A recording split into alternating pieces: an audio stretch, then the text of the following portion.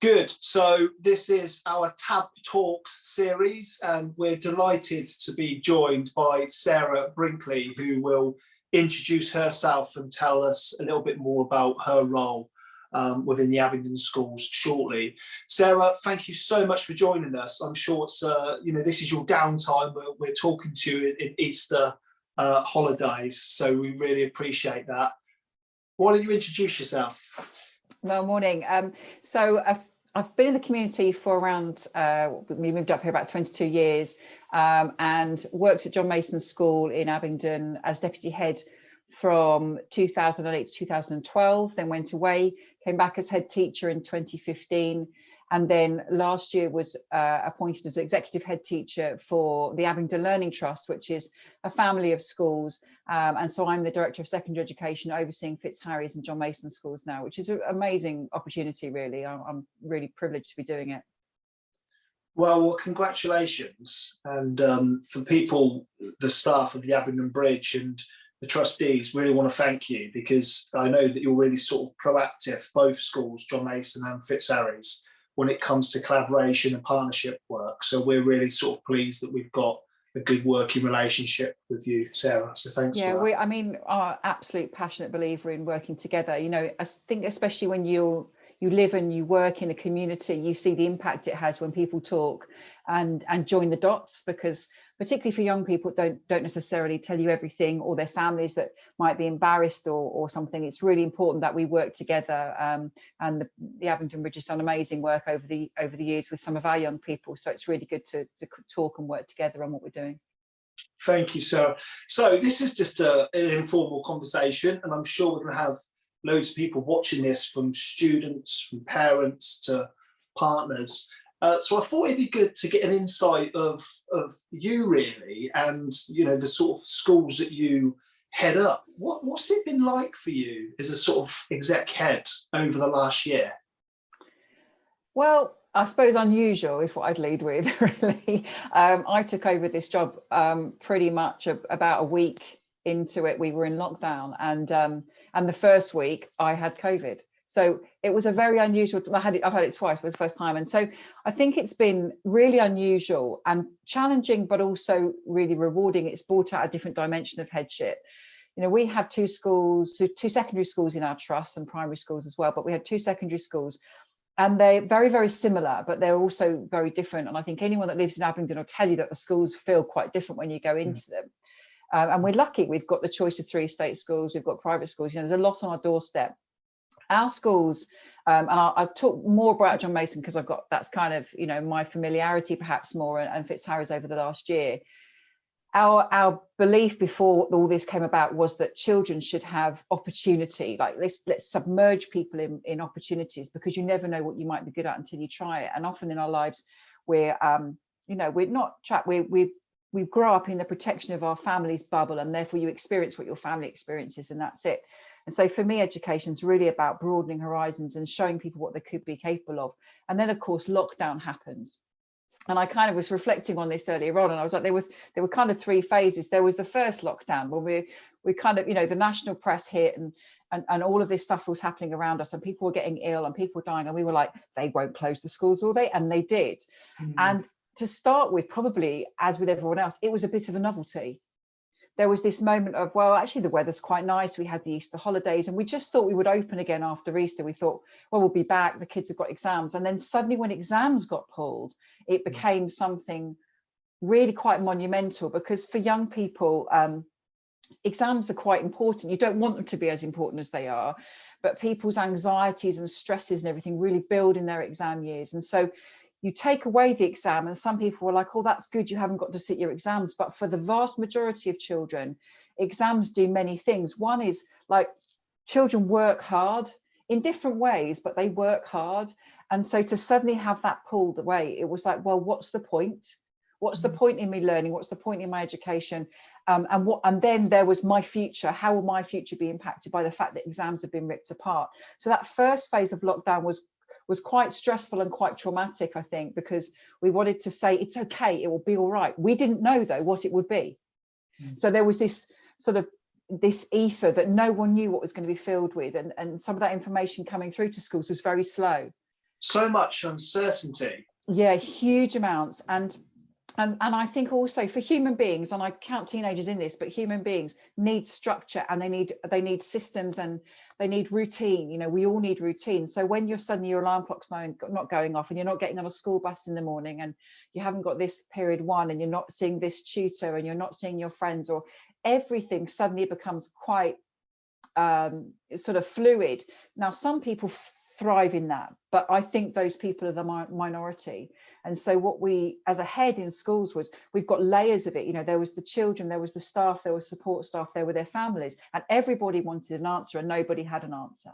Yeah. So our approach was, let's just communicate regularly, little and often. Hope you're all well. This is what we're doing this week. Don't worry, and try to just keep things going. And of course, we were still open for our vulnerable children. So we had a rota of staff who were keeping the school open for between, I suppose, 20 and 70 children, something like that, in both schools. And they were children that they're probably our most vulnerable, the ones that we worry about the most. And so there was kind of this weird normality, and then this fear around everything. You know, teachers were probably as worried as children about what those futures might look like for those young people. Yeah, I was going to ask you, because we know that so many young people have struggled with the uncertainty and the anxiety and the not knowing. How have you sort of kept staff morale up? How have sort of staff coped with so much change and so much uncertainty? Again, I think it goes through those three waves. You know, we had first lockdown, fear; second lockdown, we've done this, we can do this again. And the third one was like, well, this is what we do now. And I think that staff emotions went with that. In the first instance, I think everybody that works in the way that teachers work, so in all kinds of industries, your own, anyone that works with people, when you're not working at that pace, you feel guilty. So people were like, right, what can we do? What can we do? Let's fill the silence. Let's fill the gaps. Let's get this going. And also we were learning, our staff were learning masses about online learning. We didn't have we use John Mason used Google Suite for the last few years, so we're quite kind of far advanced. And Fitzharris, we were really kind of making sure that we got a platform ready. But I think in all schools, staff were learning rapidly about what they needed to do. So in terms of keeping staff morale going, it was like regular praise. Thank you for what you're doing. Thank you for checking your emails. Thank you for touching base with kids. You know, we were making sure that tutors contacted the children every week. And both schools ran these databases where, like, have you spoken to a child this week? How do we know they're engaged? Do we know they're okay? And so keeping them around, like, was really about just communication regularly, little and often, getting the line managers to touch base, and whether that was like a Zoom meet or whether that was a phone call or an email, just to touch base with people. Because I think for staff as well, we take for granted that adults have got it sussed, you know, and you know, people live on their own. People are looking after elderly relatives. People lost relatives really early on. We had staff that lost parents to COVID, that shielding staff and shielding families. And childcare, of course, so teachers with families, their children couldn't go to school. So it was multi-layered. And I think in our schools, so across my two secondary schools, we've got about 200 staff through catering teams, cleaning teams, site, teaching assistants, support staff. It's hugely multi-layered, and all of those people are living with their own fears and anxieties, as well as their own experiences of what was happening on a daily basis. And that's not to say that there weren't real bonuses of COVID and this last year. I think not COVID itself, but the lockdown, you know, that people had time, and I'll perhaps come back to that later. So there was guilt in wave one, then there was like, we've got this, you know, we've got it, we're going to keep kids going. Yeah, we're a team, we can keep going, we can do this. And then I think when we came into this last phase of lockdown, let's say maybe Christmas onwards, there's been unbelievable professionalism, and this is education. It doesn't matter whether you're sat at home, it doesn't matter whether you're sat in our classroom with our vulnerable group, or whether you're here. We will teach you well. And I think there's been such a learning curve. So staff should feel rightly proud, I think, of where they are now and how far they've come in keeping kids learning, in being that social interaction that children needed, as much as delivering food parcels at the start, you know, and rocking up with carry bags full of food. What you're describing makes a lot of sense to me. It's essentially that sort of loss and grief cycle. You know, the first stage is shock, like, what are we going to do, and guilt. Yeah. And then it's the sort of the sort of frustration and potential anger that can kick in. And then it's the acceptance of, well, we know what we to do now. You know, we've got a good team, we feel supported. So it's a real sort of cycle that I guess that we've all been caught up in. And what you're saying is communication and check-ins and sort of meaningful conversations have really helped get people through. Yeah, and we had kind of like, we were making sure, like, how can we make sure that we checked in with people that maybe went off your radar? You know, so this person, oh no, this person's fine, they've got a family, they blah, blah, blah. But this person, we know they're on their own. And I think that the word grief is a really interesting one, because I think what we're seeing now, as people come out of lockdown, is that emergence from grief, because people are still definitely grieving for a life that there was. And I think we use the word recovery, not with education, because I don't think children need to recover. I think we just need to kind of pick up where we left off. But I think that sense of what we lost, there was this moment definitely in lockdown where people there was a sense of shock, like, oh God, I can't go out the house. And all that phase when the panic buy was happening and people were like shifting pasta off the shelves, like it was some kind of, it was weird. There was a lot of fear, and grief is a good word, because there was that, for young people, the loss of their interactions with their peers on a daily basis, on the bus, waiting in the lunch queue, kicking a football round at break time, all of that grief that came with a loss of social interactions. And I think that anyone that works with people knows that it's absolutely built on relationships. And so as teachers, the joy of our job is it's based on relationships. The little nod, the notice, oh, someone's had their braces taken off. Oh, good plats today. One of my favorite things about my job is seeing the students every day and noticing the little things. Oh, how's your brother doing? Oh, how's his university course going? Is your mum out of hospital now? And suddenly all that's ripped away, and you know that you might be the only person that's asking that question. So I think that, there was a lot of worry and concern and fear. And then as we've come through the year, it's developed into, it's okay, because I can interact with this person in a different way, and I can grow that relationship in a different way. And I was really lucky. I joined a couple of online lessons. My staff were very brave and let me into their classes. And I was just blown away by... I can imagine that the staff were more of us than the young people, right? I think to start with, it was because, again, we thrive on... When you're teaching 30 kids and they're all facing you, you can see what they're doing. 30 kids with masks on, you can't see. 30 kids online at home. And we were very clear to make sure that children were safe. And so we were like, well, cameras off because of safeguarding and making sure those layers of protection were right. So everything coming through the chat, and it's silent. And if you've ever talked to a silent webcam with 30 people the other side, and slowly it's coming through the chat, it's very different. But we've learned a lot about patience and listening. So there's lots of really positive learning in that. I totally agree with you, because the way I've experienced both Fitzharry's and John Mason, and I would even, Lartley too, absolutely. But what I've noticed is it's not just prescriptive. When you're talking to a sort of an iPad screen or a computer, it's very hard to pick up the energy of the room and the spontaneity of a question or learning. And I guess that doing it online, you can only do what you've done. You're very limited in what you can do, but there's no real substitute for being in a room and really being able to pick up on the students' energy. I think you're at, it's a bit like stand-up comedy, I imagine. Like if you're not feeding off the crowd, it's quite difficult. However, the flip side was, because I think particularly with Microsoft and Google Suite, when you're marking and assessing students' work, because that was coming virtually, that was better.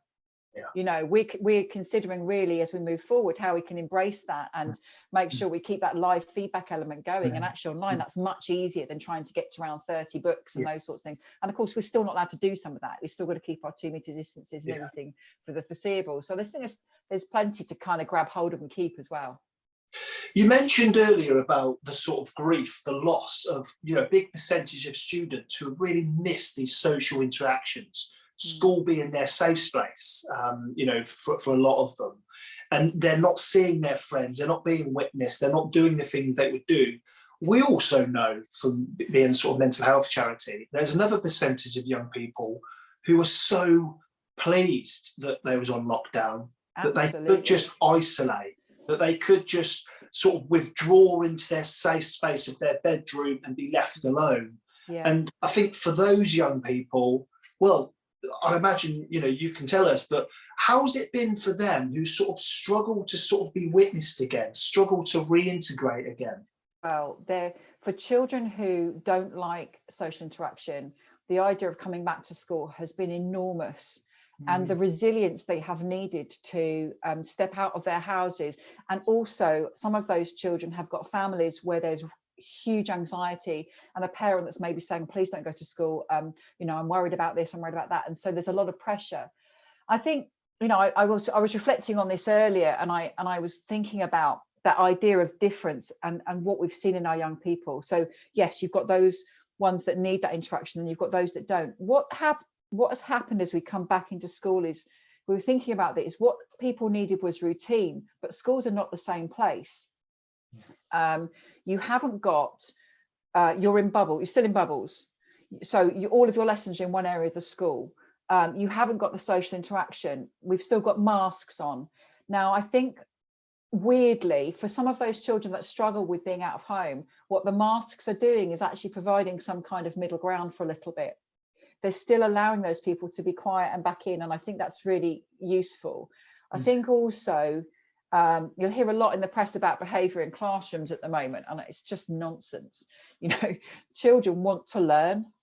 They want to learn. And so what we're seeing is that classrooms are quieter and more focused because everyone's facing the front, and you're having to really listen because of masks. I think, you know, you can't see mouths moving and things. For those young people who need quiet spaces, we've put quiet spaces. So libraries, and particularly at John Mason, we developed over the last few years. I don't know what you came and visited, actually. So our blue room and the therapy dogs and those sorts of things. Those opportunities to be quiet and still, I think, have never been more important. Both schools have got really big, strong, quiet library spaces where you can go and you can sit and be quiet. They've also got lots of seating spaces outside. You can go and find a quiet corner. I think also children's friendships have evolved. When you're conducting a friendship with your friends online, and there's thousands of ways of doing it, you know, you've got your gamers who are kind of, you know, shouting and they're interacting. You've also got those that it's really hard to interact online.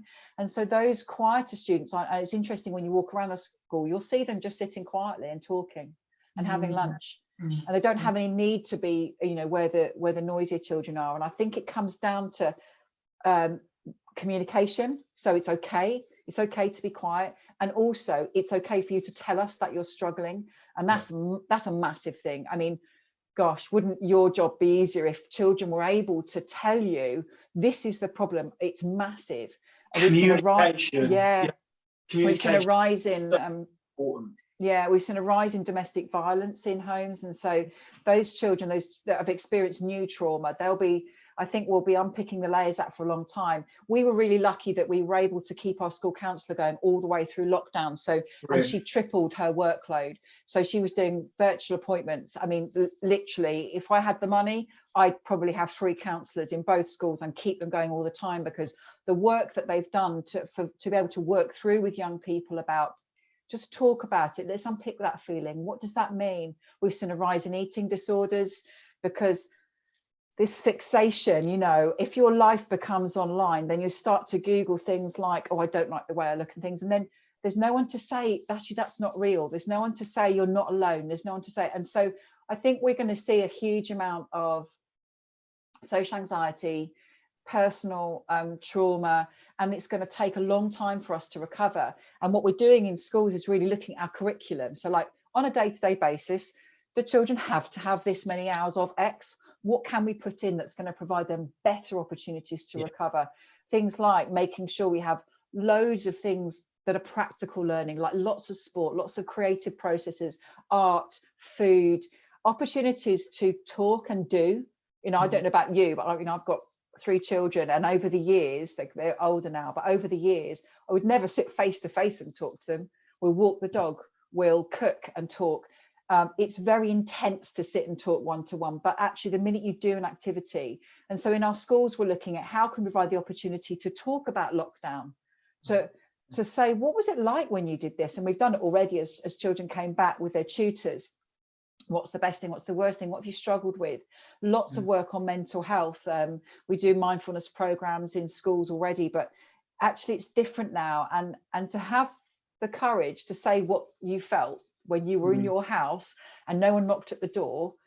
I mean, I think find the space in our day, in our school day, to stop, to be creative, to put those things back in, like the camping trips and the stuff where you take a student out and you put them in a different environment, because that's when they talk. They're not going to talk face to face in an English lesson. I totally agree. I totally agree. And I think that I'm so pleased, and I knew this anyway, and it's great that the general public watching this can know that how important you take mental health and the correlation between wellness and learning.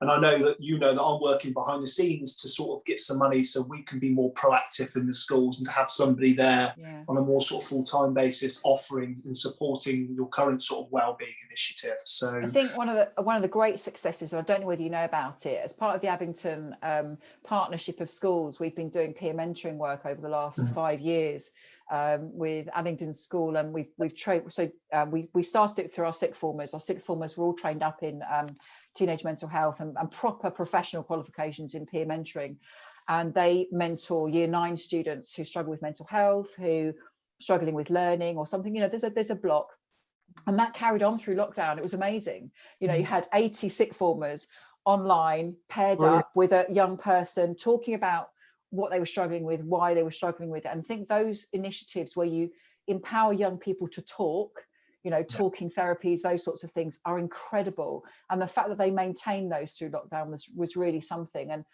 we hope that they'll really galvanise and really, you know, add value over time, those sorts of initiatives. No, we've heard all about that. It's fantastic. And I think the key word, what the theme of what we're talking about is resilience. Yeah. It's about how do we overcome and adapt to change and life challenges in front of us. And what you're saying, it's about communication, it's about talking, it's about the peer mentoring thing, it's about working with organisations like the Abingdon Bridge and, you know, the other people that you've got working with you. So I think, you know, you're absolutely right. Resilience and learning to adapt to change is absolutely vital. That word resilience scares young people, because they think it's about being strong or being loud or being confident, and that's not what we're talking about. We're talking about growing the ability to breathe, to stop, to breathe, growing the ability to find joy in small things, like recognizing your gains and being proud of your achievements, even if that achievement is, today I came to school, today I put on my tie, today I put my hand up in a lesson. You know, like, we don't take that for granted. We recognize that every child that does that is achieving something beyond what they've done for the last 12 months. I totally agree. You know, when I think of resilience, I don't think of this big special coat and things just bounce off you. Resilience is about saying, do you know what? I feel quite anxious and I need to learn how to do something about this. It's like, can I name my own vulnerabilities and fears? That takes strength. That takes resilience to be able to learn how to overcome that. And then people watching this who really do struggle sort of internally, but going back to the masks, they're also wearing another mask that they're trying to portray to their friends, their parents, their teachers, that they're okay, but really beneath that there might be a real internal struggle. And I guess I'm encouraging people, if you do feel like that, to be able to bring that to the front and talk to people who you trust about that. And there's great people within these schools who'd be able to sort of facilitate that for you. Yeah, and that message of you're not alone, when we have been stuck in our rooms, you know, with our little screen like this, it can feel very isolating. And I think what you want to people to hear is you're not alone. Even in that square, you're not alone. And it doesn't, you know, the help won't consume you. The help will just take you one step at a time at your pace. And it will just remind you, it will show you your own strength and courage. And then it will teach you the tools over time with you, not to you. You know, resilience, you grow resilience when you're part of it, not when it's done to you. And I think I've been a teacher for 27 years. And over those years, I've worked with so many young people who are just shown such courage in a whole range of situations. But if you look back to your own teenage years, Gary, I was talking about this to my phone. I wouldn't want to be a teenager again for any money. It's so hard. So without lockdown, without all of these things that have happened to these young people, not seeing their grandparents for a year, you know, not hugging their best mate, not having relationships with people, not doing the things that you would do between those ages, you know, all those things missing. Without all of that, being a teenager is really, really hard. Chuck in their social media, chuck in there a pandemic. This is hard times. So we're so proud of you. We're so proud of what you do every day, and you're not alone. You're never alone. I think that's something I was going to come on to. What we've got a question that a young person wrote that I'll ask you in a moment, but I think you're absolutely right. There's so much to contend with being a young person now. I know we can always say that about different generations. There's always something that's difficult to contend with, but I feel over the last year, one of the biggest things that's happened is young people have stopped learning how to be able to communicate how one feels, because a lot of communication has been done like this. They're speaking to maybe people that don't really know. It's harder to be able to sort of open up and communicate like this for some, but for others, this is perfect for them, because they can keep it at a very narrative level without going into anything too much. But now that they've gone back into a sort of social construct where you are face to face with people, you are being seen again, that does bring a lot of sort of fear and trepidation for some young people, because they've not put themselves in those experiences for a year. So I guess that learning to communicate again is going to be vital in sort of reintegration, if you like. Yeah, and like, you know, a generation who've grown up with texting as being the easiest way to communicate. You know yourself, it's so much easier to send a text and to say what you really feel to someone face to face.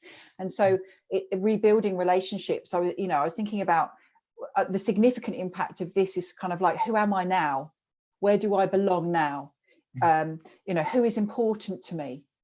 There are people over the last 12 months that I have lost contact with, and I think, actually, do I need those people back in my life? And actually being selective about our friendships and being selective about the people that we think are important to us is quite interesting. Over the years, when you teach children about social media, it's like, I always say to, you know, when we talk about images you post on social media, if you wouldn't show it to your granny, then don't post it. That's it. And I think it's the same with our friendships. People who've got all these followers, and that we crave attention through our acceptance of someone clicking a button, and it's meaningless. Those things are meaningless. Actually, those rich relationships, the people that we hold on to because we do pick up the phone and we say, I just wanted to hear your voice today, or actually, I just wanted to walk the dog with you. They're the people that are important to us. But I think there's lots of questions, you know, what have I learned about myself over the last 12 months? You know, it's kind of groundbreaking in a way. Hopefully we'll never have to experience anything so dreadful and you know, tragic again. But there's lots of soul searching, I think, for us to do at this time. Definitely, I totally agree. I know you're busy. I've got one more question for you, and this is from a young person, and that is, what advice would you give us, because knowing that we're so uncertain about our futures? Gosh, I've got 3 children.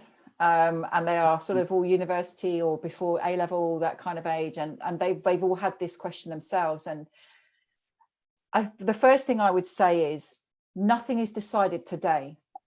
With these things that have happened to you, the qualifications not happening, the insecurity around assessments, you know, those sorts of things, nothing happens today. That your future is decided in steps over the next few years, actually, and months, and nothing that happens today, unless it affects your well-being and your health and your, you know, your actual how you live today, nothing really matters that much. What matters is that you stop and you just take a breath for a moment. Over the next few months, if you're someone that's in a school setting at the moment, there is so much support available. If you're school age, you're going to be sitting with GCSEs or A-levels, all the exams that will happen, take into account, and we've already communicated with the families. We're going to help you all the way through and communicate with you. Your university, your work, your apprenticeship, that next step, there is so much time. You know, it's, where are we now? April the 13th. Between now and the next academic year, there are months, weeks, hours, minutes, and each one of those you can find out information. And also on our doorstep, we're so lucky in this town, we've got so much rich information. Do not think you have to solve it on your own. Start with kind of thinking, again, I go back to that, what have you learned about yourself and what would you ditch? You know, I have a young person that I know very well that said to me halfway through lockdown, it's no good, I need to do a job where I make a difference, because they were volunteering with the NHS, and was like, I've just decided I have to do a job where I make a difference, and actually decided to try and be a paramedic. And I think, you know, what have you learned about yourself? You're not alone. Nothing's decided today. Think about what's important to you and what you want to take with you in terms of your skills and your abilities. Can you see yourself doing a job, you know, where you're sat at a screen all day or not? And I think then make a choice, but it's a bit like A-levels. When I interview students for A-levels, I'm not going to bind you to that choice in September. That's not it. You know, you can still decide at any time in the next few years. You can still decide, and it won't be the end of the world. It will change and it will move on. When I see people, I've seen quite a few of the young people that I used to teach out in the community over lockdown, usually when I'm running or walking the dog, and they say to me, "Oh my goodness, you know, I had no idea that I'd missed school, but also that I could do this that I do now." And there are ex-students of mine who are, my favorite one is who was this very kind of slim, sort of slight 13-year-old who's now he's an MMA wrestler who lives in New Zealand. He's completely tattooed, massive beard. And I just think that's it. It's the journey from where you are to who you'll be. It's like no one shapes it but you.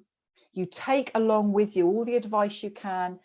People can help you in all kinds of ways. It can be practical help. Let me help you with a CV. And it can be simple help, like just listening to you, but absorb it, take it, and never feel that a choice you've made is cast in iron. It's not.